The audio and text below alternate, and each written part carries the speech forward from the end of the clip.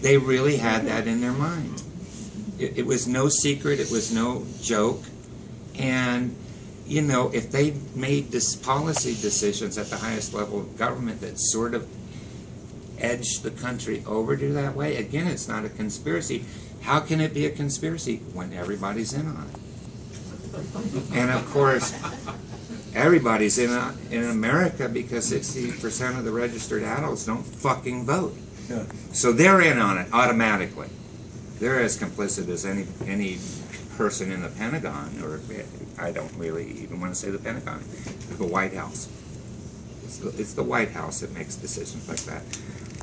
If you just let me talk. Is that the house on Pennsylvania Avenue? That's right. So, Elliot, you have to tell me when to shut up because no, I'll just. I'm never going to tell you to shut up. But Elliot and Tony, you grew up in a different way, entered the military from a different perspective, but now are writing. Can you talk a little bit about what you see as the myths out there about your former line of work, and whether or not a desire to write has anything to do with correcting or countering those myths or engaging with them? There's a lot of mythology about your current and former lines of work.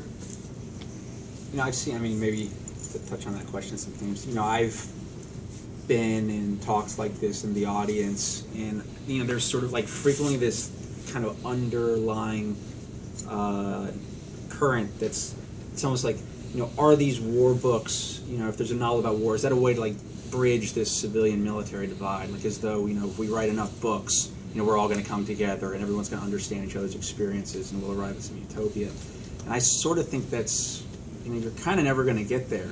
And, you know, you have to look at, you have to look at the way these wars have been structured. You know, I was in a panel recently where someone, you know, kind of asked that question, you know, what book should I read if I want to understand this? And the person asking the question was asking in a very genuine way, you know, how can we change this military divide? Maybe more movies, more books, whatever it is, we'll hit that ultimate one. And at the end of the day, it's, you know, and it's to Bob's point, is the way you change it is you vote to not have your wars financed through deficit spending, so everybody feels at home, and to maybe not have an all-volunteer force. And so, you know, you ask about the world I came from. You know, I was at a funeral probably 2.5 years ago at Arlington, and I was in a car with one of my best friends, who was sort of my Marine Corps big brother, who recruited me over to the agency, and he's still in the agency. We were basically talking to each other and saying, you know, God, and I can't believe Giff's dead. How many more of these guys you think we're going to be buried? You know, I mean, I can't believe we're still doing these funerals after, at that point, it was 10 years.